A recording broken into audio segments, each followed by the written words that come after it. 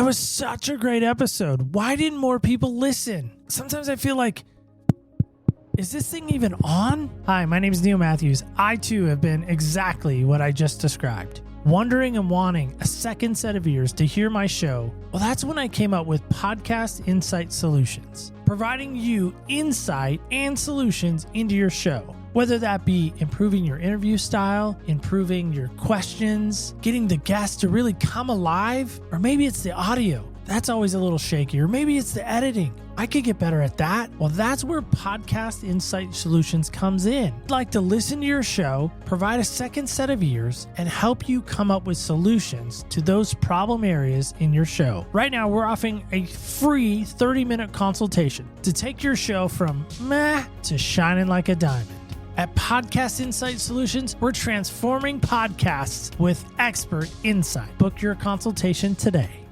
Welcome home to Other People's Shoes, where every step tells a story. Get ready for an emotional journey like no other with Homecoming. Our homes are more than just a place. It's where we find safety, comfort, and connection through intimate conversations, heartfelt anecdotes, and inspiring stories. We believe that everyone deserves to feel welcomed and secure in their own home. Let us remind you of the beauty and warmth that home should bring. Other People's Shoes, where every step leads you to Homecoming. Welcome home, one and all, to Other People's Shoes. As you know, I am your host, Neil Matthews. Super excited that you've stopped by today. Really excited. Now, here's the thing for me is when I see things or when I read things or maybe even when I watch things, something happens and maybe I'm alone in this. I don't think I am, but maybe I am. What do you think of when you think of graham crackers? I know it's a very weird question, maybe perhaps to lead with today. But here we are. I think of graham crackers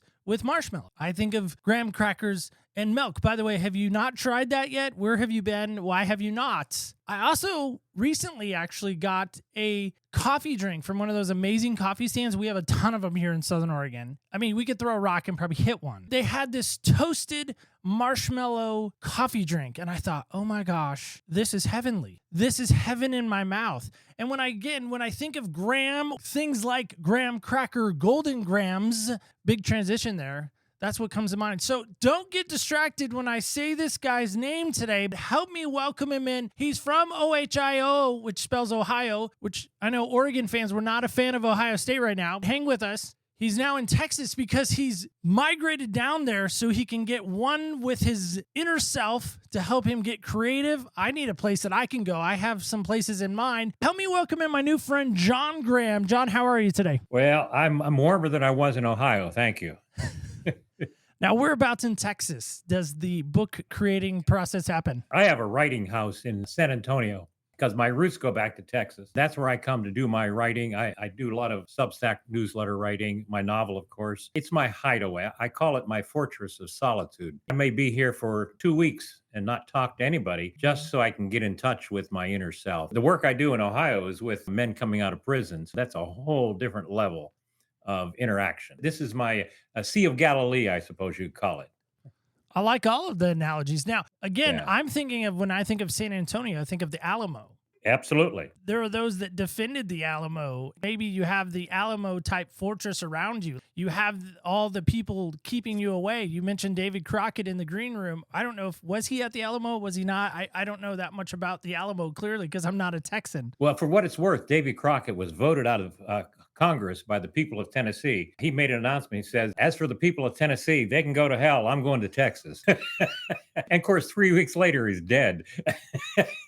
Yikes, I wonder who volunteered for that. It's the Tennessee volunteers 179, actually, and they all died. So. I one day want to do the river walk in San Antonio. I wouldn't mind going to the Alamo Dome. I don't know if that's still a thing down there. Those are the places I'd like to go. And of course, I would like to see the Alamo itself. There was this movie when I was a kid called Cloak and Dagger. I can't even remember who was in it. It was like a video game. It's kind of spy movie. Anyway, that's what also makes me think of when I think of San Antonio and the Spurs, of course. The thing that I like about San Antonio, this part of Texas is predominantly Hispanic. San Antonio itself is 65% Hispanic. Any store I go into, any restaurant, the language will be either English or Spanish automatically because people are primarily bilingual. What it teaches me, because I'm not bilingual, it teaches me that I'm a minority. And I think in this America First predominant philosophy we're going through right now, I like to be reminded that I'm a minority in the world. It tends to keep my arrogance in check. It's a good way to think about it. Well, John, help us with this. As I already talked about your last name being Graham, I hope you loved the graham cracker references. We've never done that with someone's name before, so thank you for allowing us to do that. Help us with this. I love to lead off every show with this question, then that's this. What size shoes do you wear? I wear a size 11 Lucchese boot, which is down here in Texas. That's like the King James version of boot. I got to look that up now. I'm going to have to. So that is a brand. Help me with the brand one more time. Say it one more time for me. Lucchese. I guarantee you, you ask a boot aficionado and they'll know who it is. Got it. It's as reliable as King James is what I'm hearing. Unfortunately, it's as expensive as the original King James, so I have to go carefully when I get a pair. 11 and a half, though, that's easy for us to fit in because I typically wear between, well, it's weird depending on the shoe, like 10 and a half, 11. Now I've actually bought a new pair of Adidas away from the Jumpman, by the way, which is the Jordan brand that were 11 and a half. And man, I'm like, what is going on? My foot is getting bigger or something. I don't know what's happening, but I typically don't wear an 11 and a half. Well, as you get older, you do tend to spread in many areas. So mostly what I look at when I buy boots now, I say, is it alligator? Is it ostrich? Just normal leather? A wide range of choices. That's why sometimes I'll be sitting on a plane and somebody will start talking about their boot because there seems to be I have about 20 Stetsons I wear here and there. So people will start up a conversation over a Stetson hat. There's a camaraderie there. I wouldn't be caught without a hat now, particularly as I get thinner. It's a protection. And I've never been one for ball caps. They just don't do me well. I'm a ball cap guy. I tried a cowboy hat on once. We had a dress up thing at work. We had Western Day, I think it was, or Country Day at my work where I was working at the time. And I actually borrowed a hat from my good buddy Nick. And people looked at me and they were like, that picture doesn't look right as they're looking at me. They're like, where's your North Carolina hat, Neil? Where's your baseball backwards hat? That's me typically. If I'm wearing a cowboy hat, it's because I'm probably trying to dress up into something I'm not. We have a saying here that if you're trying to categorize somebody as being pretentious, they're all hat and no cattle. That's probably a phrase I need to adopt. John, as we get into your story and get into you, first off, I got to give a shout out to our good friends at Podmatch. I've been using it quite a bit now to try to find people. And lo and behold, for whatever reason, your name popped through as a match for us. And so I kind of look it over and I'm kind of like hemming and hawing. No, nothing against you, John, the hemming and hawing part is I just was like, I don't know. Does John fit? Does he not? You know, because I'm always asking myself these questions because our theme and our season have different kind of categories. Sometimes somebody's not fit for this season. I think of them maybe in the future. Could we use them again or could we see him again? In that, I read or I see or somehow it comes across or jumps off the page at me that you have this home that you've created in Ohio. Ohio spells Ohio. I always like to say that. I don't know why, but I do. I have to spell it out for some reason. Actually renovated a home in Ohio. And so I thought, well, this is perfect. We're talking about homecoming. We're talking about this idea of coming home. When I say homecoming, John's answer to that question is what? I founded Good Samaritan Home 23 years ago, and it's about homecoming for men and women coming back from prison. And we used our own house. We renovated a 1879 Victorian that had been let go. I promised my wife I'd have it ready in 3 months, and 14 years later, we're still renovating it. But the point was we used our own home. I had skills in construction, but no money. And we used our own home to be a homecoming or a mentoring house. That started with just one house. But over the past 23 years, we've grown to 10 staff and 19 houses. And all our houses are in deteriorating areas. We try to not just help people, but we try to help communities by renovating a house. Where did this idea of Samaritan's Home come from? Hey, I have this great idea. And she's like, yeah, John, no, that's not a good idea. That pretty well sums up a lot of her reactions. When I asked her to help me pony up some of her private money for one of my projects to build another house. And I said, you can either put it into the house and help people for eternity, or you can put it into your savings account and help yourself in private for a few years. And she said, she said some words very clearly. In the end, she relented. We are a partnership. For you, that's what I'm wondering. Was this more your idea? Was it somebody else's idea? Did somebody come along and inspire you to start this house? Like, I don't wake up every day going, gee, I want to turn my home into a halfway house for people I have no idea who they are and who may have had some kind of shadier past, if you follow me. Not throwing rocks, just being reality. Not may have, has had. We dealt with everything from minor felony offenses to serious 30-year incarceration offenses. And I wouldn't recommend to start like we did in our own home. Probably all hat and no cattle approach. It's not the best approach, but it's all we could afford to do. And sometimes God protects the innocent as well as the ignorant. And we were innocent and ignorant. What happened was it was my idea. I had been through a series career changes trying to find my niche or my stability. And I'd even been a minister at one point thinking that I could teach and try to give back to the community. Be quite candid, I find that the politicking that can happen in churches, we tend to view churches more like democracies where we vote the direction of our theology rather than follow the direction of our theology that's been given us. I ended up not doing well in the ministry. Finally, I said to my wife, let's do what our passion is. Can we help people who are struggling more than us? And that's where we decided to open a homeless shelter. We did quickly, within the first year, we bought and remodeled a house across the street. So that really helped us add the safety factor in. We work as a team, have worked as a team. For years, we had a table saw in our living room as we constructed this house. We had holes in the floor. We had no heat for a while. We had a wood stove trying to heat this whole house. There were days when it was 40 degrees in the winter. We used to go out in the car to try to get warm. We have been through it together. She's been working with,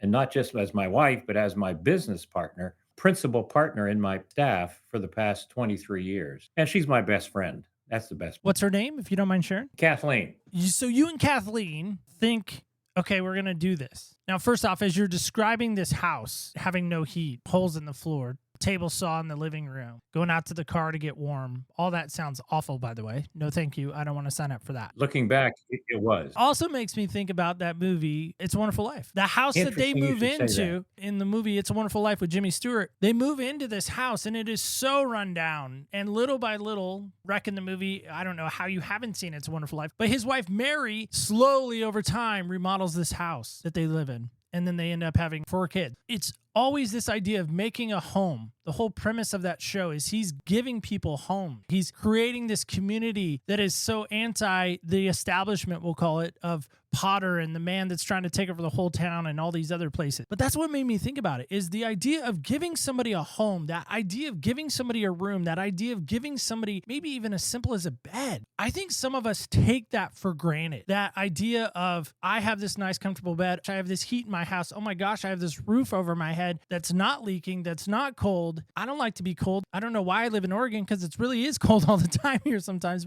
What have you seen from your own eyes and your own boots? What have you seen when you've been able to give that individual a home that maybe they've never had? I think when you mentioned Wonderful Life, I've seen that movie probably 50 times. I still get emotional when I see it. Ironically, it's not planned to be, but there's that similar theme in my novel that I wrote about a young boy coming of age and finding his forgiveness and healing, I call it. The idea that sometimes we take for granted the impact that we can have on other people. When we lose sight of that, we lose sight of our purpose. And we live in a very consumption oriented culture. And when I see the people in Ukraine, when I see Gaza, and I see the horrendous suffering to just get bread for the day for their babies. And, without getting into the politics of it, there are victims here that are being just genocidal victims. When I see the suffering that goes on, I can't do anything there. What I have been asked to do, the opportunity came, and I volunteered to do something in my very small corner of the world. That was when the Ohio Department of Corrections said, we've done research and we've found that if there's a stable place for someone coming from prison, low risk offender, if they just had a stable place, they could get a job. And if they get a job, then they can pay their child support. Then they can pay taxes. Then they can be rehabilitated in the true sense of the word, because they can put money and their passion back into the community, not into the underbelly of the community. It costs $109 a day per inmate in the 51,000 inmates in Ohio. So you're talking billions of dollars. If we can reduce that number by getting people not just out of prison after they've done their punishment, but get them into the community, paying back, paying taxes, becoming taxpayers instead of tax burdens. It's something I believe the Republicans could like as just as much as the Democrats. Everybody wins. But more important, my doctoral research of mentoring people coming from prison, that it has on the mentors and the community itself, not just the impact on the ex-offenders. Community actually grows spiritually and emotionally and sociologically, psychologically. Everybody wins when we help the least of these in our community. Even when they deserve punishment, every sentence is limited. Eventually, they're going to be released. And we have to deal with that eventuality. So if somebody's coming back and they've been locked up, and I'm not going to debate why they've been locked up, there's a consequence for your misdeeds. When you're released, if you're 25, 45, or 65, we as a people have to deal with it. And historically, the church has always been at the forefront of these social actions. My opinion is, and I'm going to step into some deep water here, that the church has moved into more a political realm in the past generation, and we don't do politics well. That's the reason for the decline of 20% in church attendance and the rise upwards of 30% of this Gen Z now calls themselves nuns, no church affiliation, finding the church to be a political action committee. And what they're looking for is some sort of prophetic voice of compassion. We try in our own small way to be that voice. Why the name? I mean, I think I know the why of the name. I'd love for you to maybe correct me on maybe my thinking of the name. I met a group out of Chicago called the Koinonia House, Ministerial Theological Circles. Koinonia is a Greek word. It simply means fellowship of the believers. I found that when we took that as part of our name, that nobody could pronounce it nor understand it, and it created barriers. What we did was we have to remember how we communicate. And even a name, koinonia, makes me sound somehow aloof and detached. It's an insider joke, perhaps. It doesn't work well. So we changed it to Good Samaritan Home because everybody understands Good Samaritan Home. That really changed everything. Well, there's this amazing group in North Carolina. The name of their organization is Samaritan's Feet. And what they do is they go into third world countries or very low income places in the United States, and they simply give them a pair of socks and a pair of shoes. But I had an opportunity to sit with the founder's wife, and I was blown away by the work that they've done. And again, maybe it's the name. I love the name, the idea of the Samaritan name. For those that don't know that story, you should really go maybe read a Bible this holiday season and read that story. It's not a long one. It is a very insightful one. And to me, when I hear the name Samaritan, it makes me get excited. It sounds countercultural. And that's why Jesus used the story of the Samaritan, in my opinion. I'm not a theologian. I'm just a guy that loves the Bible and studied it pretty well. But in that story, he picks somebody that is the anti-hero in their culture, the somebody that wouldn't have been the one to raise their hand and say, I volunteer as tribute for those Hunger Game fans out. He picked them on purpose. And so I love that you guys said, hey, we're going to pick a name that everyone knows that story. Everyone knows who that is. Has there been a moment where you can remember when it was Jimmy or Susie? I'm making up names. But is there a moment where somebody maybe came to you privately or maybe came to your staff privately and said, what you've done for me is so powerful? Do you have those type of moments that have happened? Ironically, we had a resident named Jimmy. He came to us. He was schizophrenic. And when he was on his medication, he was manageable. 67 years old when he came to us out of prison. He was not taking his medication. He was living on the street. His truck had broken down in the middle of winter. They found him near death, nearly frozen. The hospital called the VA hospital because he had been a veteran. They said, will you take him? And I said, only if you will mandate that he take his medication so that we can at least help him. And so Jimmy came to us when he was 67, and he stayed in our program house. And normally it's only a 9-month program, sometimes longer. And he stayed 14 years. And what happened was we had developed a secondary program of long-term rentals, affordable rentals, where we subsidize the rent for low-income people. And Jimmy made less than $1,000 a month. So we took a portion of his income for rent, much less than it would cost him to live on his own. But we also took him under our wings. And he died at 81, just 2 years ago. And just before he died, he said this was the only home he ever had.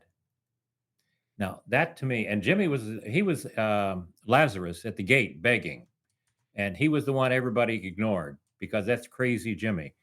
On his worst days, he'd jump out windows thinking he was Jesus Christ and he could float up to heaven. So in fact, he was banned from the mental health office because he was so reckless at the time. But Jimmy found a home with us. And that to me, and my wife in particular, she she had a love hate relationship with Jimmy because he would test her and she would push him and they developed this brother sister type of thing that they're always prodding one another, but they don't let anybody pick on them. And that was her. She called it her Lazarus moment, where God was giving her a message: "You take care of Jimmy," and she did. I love that story on so many levels. One, I love the fact that there are probably, I would imagine, hundreds of stories like Jimmy. People who have come through your home, people who you've provided a bed for, a warm place to stay. But I'm going to go a little out of the Bible because I feel like we've talked about the Bible some. But there's this one of my favorite movies, truly of all time, probably in my top 10 movies. It's not a great movie, it's not a church movie, but there's so many metaphors for life in the movie, which I think sometimes is church too. Anyway, the movie's called Shawshank Redemption. Morgan Freeman's in it. Tim Robbins is in it. And Yep. Morgan No. Freeman plays a character named Red, and I love his character. I love the evolution of his character. And there's a scene in the movie where Red gets out of prison finally, and he goes to a home. Sounds like very similar to Samaritan's, house. And he says, you can either get busy living or you can get busy dying. And he leaves the house and then he goes on to Mexico. But there's a guy in the movie also that dies in that home, Brooks. And he was the old librarian, bookkeeper, and shaky. And, Right. Red makes the comment, he's an institutional man. He should have died in prison. Like, he shouldn't have died out there. He wasn't ready to leave. And there's some pluses and minuses to that and some arguments back and forth that could be made. But I guess what I'm trying to say is I love that you guys are creating this, again, this home, this idea of a bed, a room, a house. Now, there could be millions of stories or maybe even hundreds of stories like Jimmy. What do you do when people come in and they don't understand what you're trying to do? Because I would imagine there's the flip side of that coin is you have the success stories like Jimmy, but maybe the flip side of that coin is you haven't had. Has there been some? And if you wouldn't mind, maybe share some. Well, we've over the years we've had upwards of 2,500 men and women come through our houses. So, and in general, the younger ones, the ones who were, I say they've got another bit in them yet. They have another sentence coming up. They just don't know it yet.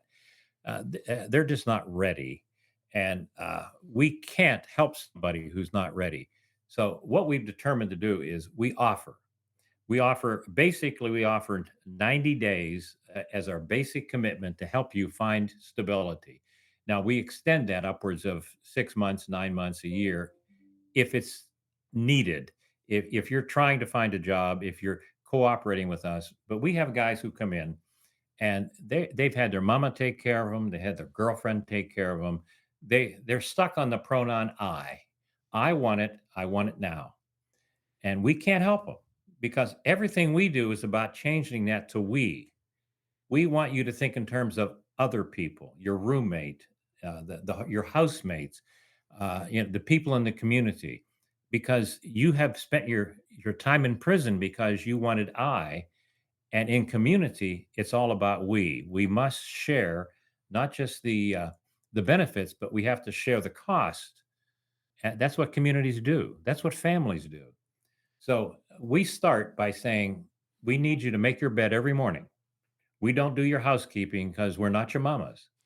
And the reason for that, it's an old Navy SEAL trick, is that you're going to go out all day long and look for a job. And because you have to check felony on the application, 50% of the time you're going to be rejected no matter how good you are. So you have to look twice as hard for a job and you have to walk twice as far and you're going to be rejected twice as many times. But at the end of the day, if you come back to a made bed, then you will know that at least you did one thing right that day and there's hope for tomorrow. And that's why housekeeping it's how we measure somebody's head. And if they don't do their housekeeping, that tells me that they're probably not ready yet.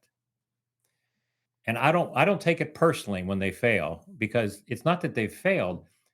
They'll We'll wait for them to come back, and many times they do, and they may be different then. So I'm going to take this part out, but I think you should know this. It's funny you say that. Our next season that will follow our New Year's season, we're calling it X-Ray. That's how we're starting January. But after that, in May, we have a season called Unmade. And the whole idea is this unmade bed. And, how things have unmade us, right? Have created chaos in our life, have undone us in some respects. And so we use a lot of a bed making analogy straight from what you said of the Navy SEAL, because I've heard that as well. And so I just thought that's God just telling me, my little wink there. You provided that, hey, we're on a right track for our new season that will start. It's a tangible measure for the intangibles. For me, it is. And so you didn't even Yeah. know that. And so I just wanted to give you some props on that. So, or some kudos, I should say, because props seemed way beyond your generation. Anyway, I'm being silly now. But John, help us with this. You mentioned being in Texas. You mentioned how you go to the Fortress of Solitude, the Alamo. I'm going to call your Fortress of Solitude Alamo because it's fun, and you're in San Antonio, so it makes sense. But for you, when you look back over the journey of your life, I mean, I'm going to be honest here, just looking at you, you seem a little older than me. I'm 44. You don't have to necessarily tell me how old you are, but I'm 44, so you can put that in relation to where you are. What legacy or what hope do you have? Because again, I'm not trying to be mean or cruel, but John, you're not going to be around forever. Is there a baton that will be passed to someone after you're gone? So two-parter there. Legacy, what does that mean to you? And then who picks up the baton after John is no longer here to continue on? My wife and I have had many conversations lately about this, and I'm 76, and I feel like I'm 36, because right now I'm this whole trip down here yesterday on the airplane. I was thinking about a new program I want to start, where what I'd like to do is have a writing class in prison where I can teach basic writing skills to inmates, particularly lifers, people who have no hope of ever getting out. And what I'd like to do is give them a chance to write a short story about some question we'll come up with, some event that they can think of that changed their life.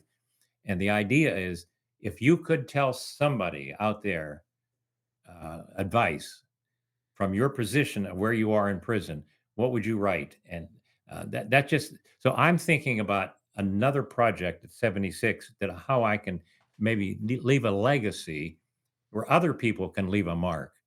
But coming back to your question, is that I went through multiple career changes because I grew up in a what I call a unstructured home in the 50s, where my father was off working, and fathers simply went to work. They went to the bar.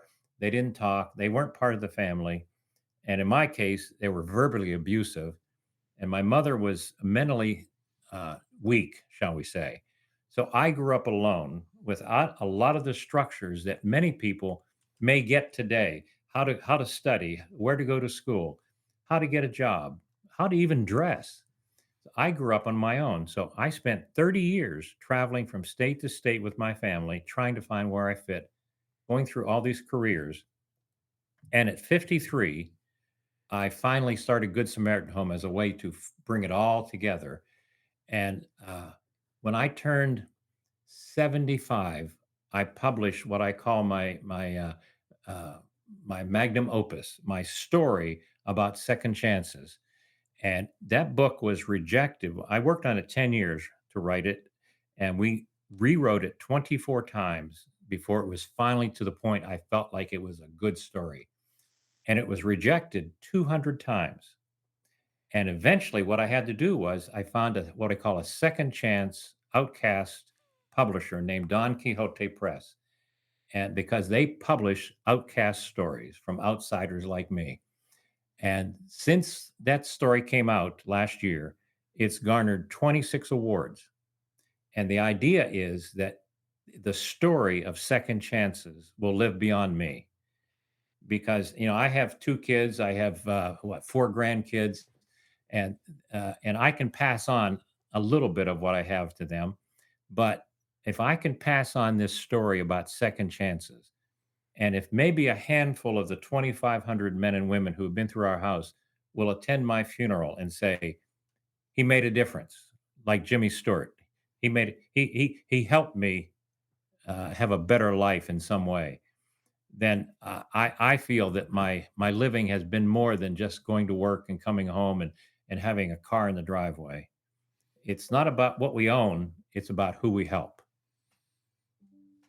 I call those starfish moments. There's a famous story about the little boy, throwing the starfish into the ocean. Right.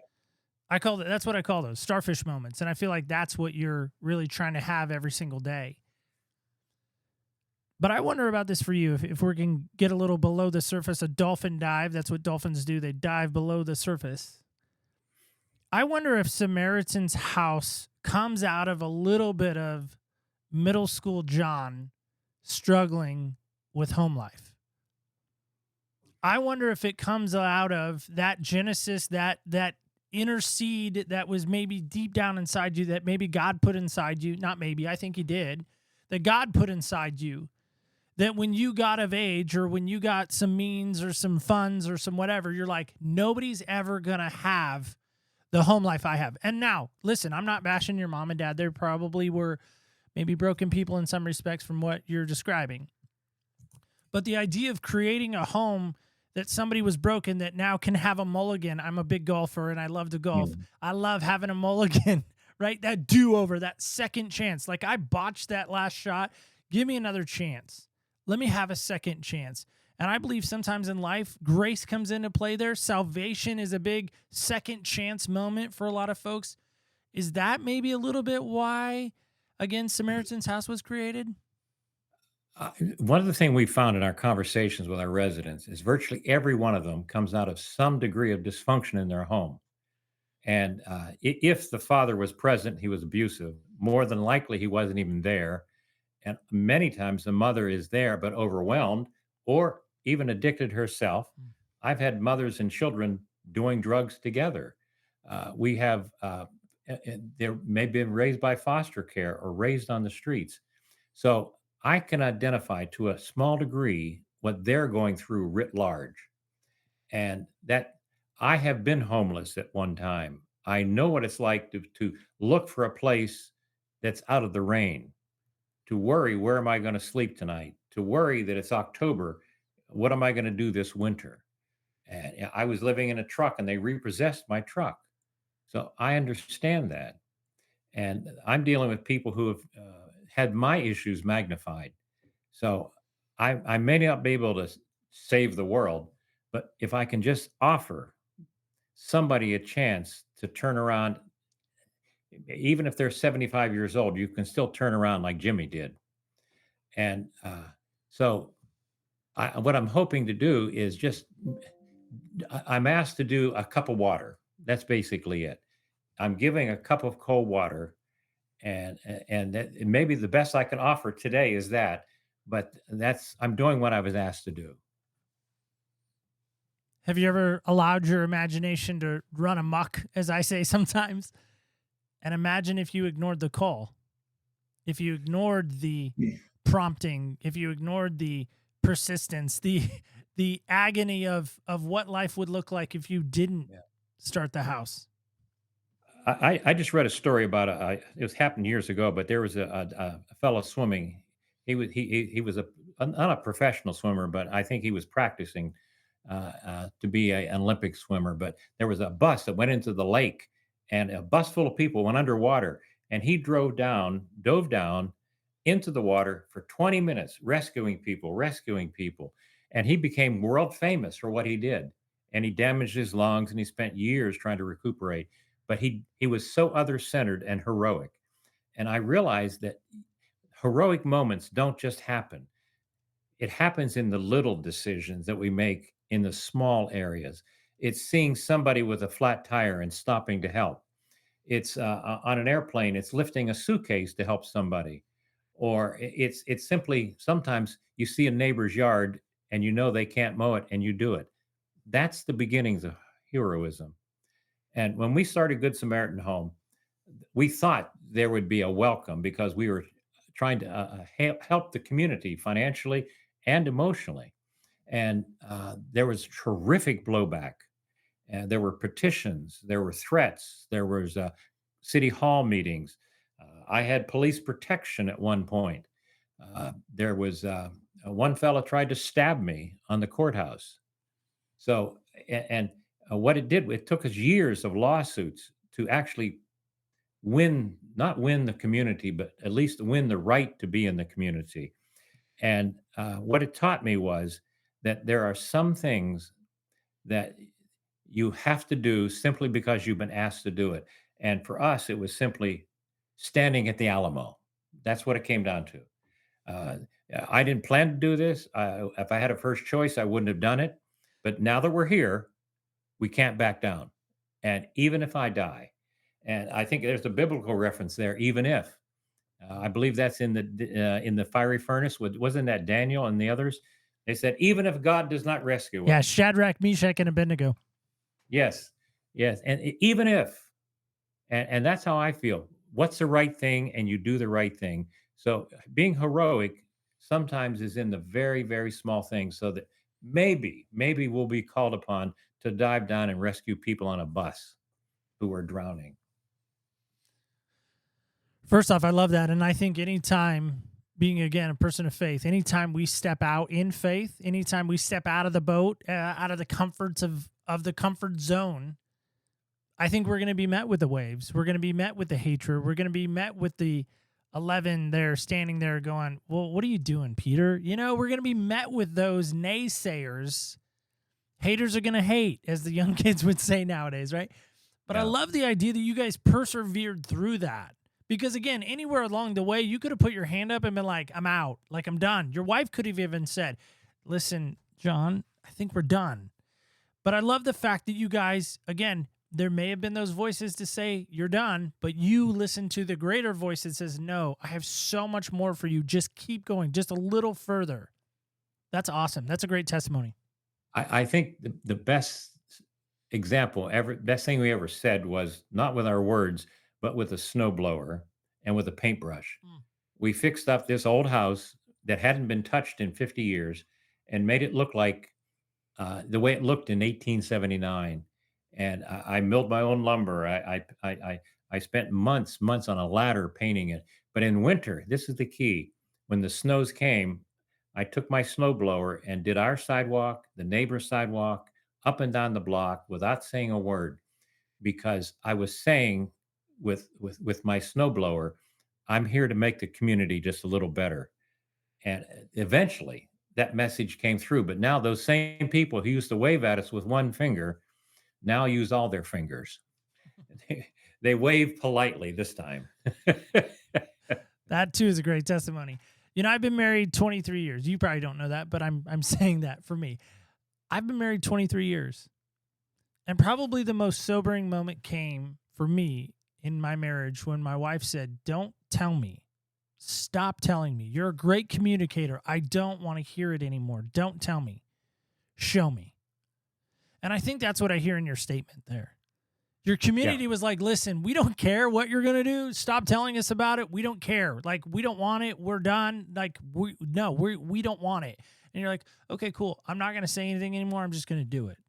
And I love that your actions, like the old adage is, actions speak way louder than words do. I wrote an academic book on reentry, and it was very thoughtful, filled with hundreds of pages of data. And I presented much of that data to the city council, and I was met with gaping indifference. And because people don't care about data. And so what I did was that's why I wrote this fiction story about Daniel Robinson needing a second chance, because he's you and me.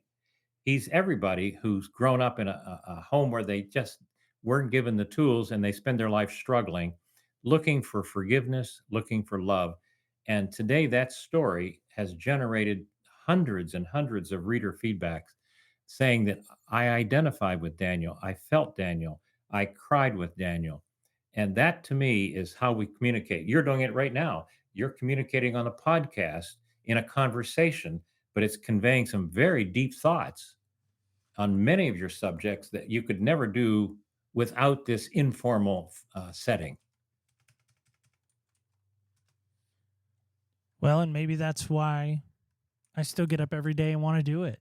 I still get That's up right. every day wanting to, like you said, make your small little pebble dropped in the river, make that little ripple effect. It might not be the big splash. We might not be the biggest, baddest show around, but we make our own little pebble drop. And you know what? Daniel, by the way, the name means God is my judge. And I wonder about that for you. Is if you look back at your legacy, look back at your life, the whole span that it's been. It's good that you're old. I say this again with respect. It's good that you're old. You can look back. Would the middle school John recognize the John that sits before me right now? And if not, if he wouldn't recognize him, why wouldn't he? Oh, not at all. Because when I was in high school, I was raised in a very conservative, now we call it fundamentalist, uh, structured environment where we had answers. We had all the answers, and my goal in life was to give you my answers. And what I found was that when you have the assurance, the absolute assurance that you're right in everything, and your structure is very unstable because you've never wrestled with doubt, you've never wrestled with uncertainty. And so when doubt came into it, my fragile structure of belief and uh, it disintegrated, and so I had to rebuild over the years. And I call it editing. I edited my thinking, I edited my life. I tried to learn from people and places that I never would have looked at before, because I found that truth is far more gray and far more nuanced than I was told. And I clearly I am a Christian, but I also believe that we must wrestle with our Christian faith. It's not something where we simply proof text it and find a verse and say, the Bible says it, I believe it, that settles it. That doesn't work, because there's number one, you have to communicate in the cultural terms and understanding. Otherwise, you're going to say, wives, submit to your husband, and you have the whole Me Too movement blowing up your backside. So, because submitting in the Semitic culture 2,000 years ago was a whole lot of difference than it is today. So, all that to say, I've developed over these years, over the 76 years, I've developed calloused hands from hard work and a tender heart. And that to me makes Good Samaritan the living embodiment of what I've come to believe, that it's in our acts of kindness, not in our words of doctrine. Well, and I think so many people nowadays have that calloused heart and have a closed hand. And so therefore they can't do anything. Yeah, yeah, absolutely. Right, particularly now, I've been studying, watching closely the role of the church and the perception of the church in the community. And the church has formed a firing squad in a circle, and we're shooting one another, and we're saying, today I had 5 targets I knocked down, but you knocked down us, and we shot ourselves, and we're doing what we don't do well. And that's why I struggle sometimes with church for that very reason. Is I read in the Gospels a haven, a hospital. I read that hotel that the Good Samaritan took the Jewish man to. That's what I read. And I don't see And the church being that hospital, that hotel, that motel, that, Motel 6. Tom Bodette used to say, we'll keep the light on for you. I don't see the church keeping the light on for a lot of folks. the root words for um, hospitality Mm, in the Bible is, in the Greek and the Hebrew, is loving the stranger. mm. And we've forgotten that. And right now, the operant thing is America first, and we want to keep out strangers. But we are a nation that was built on strangers. That's who we are. And we kept moving west, and we became strangers. Kept creating new worlds because they were all willing to work hard. And again, it's a nuanced response. You simply can't open your borders, but you can certainly, in some way, control while opening your borders. Yeah, that's a hot topic for sure. Well, John, help us with this as we start to wrap up. How can folks, one, get in touch with you about Samaritan's House, and if they feel led to give, especially in this kind of last little bit of 2024? Sometimes people are feeling benevolent and they want to do a year-end gift of some sort. How can folks go about doing that? And then how can folks get a copy of the book as well? Actually, the answer is both in the same because we don't solicit donations as such because we're classified as a contractor or a vendor. In other words, we have a contract with the state of Ohio, and they pay us a per diem for each resident they refer to us, and it's a fraction of what the prisons cost, but it's still much to the benefit of the state, and I'm able to provide service and jobs in the community with it. So what I recommend is go to the goodsamaritanhome.org. That's our website. Look it up, read about Good Samaritan Home, but also go to my website, johndavidgraham.com, and it'll link to my book. And what I'd like people to do is read the book called Running as Fast as I Can. You can download on Amazon. You can download 3 free chapters. Take a look at it. If you like it, then spend the cost of a hamburger and buy a book. But what I want you to do is then feed back to me what you think. I can be reached in my website link, but let me know your thoughts about second chances. And if the story helped you, pass it on to somebody else.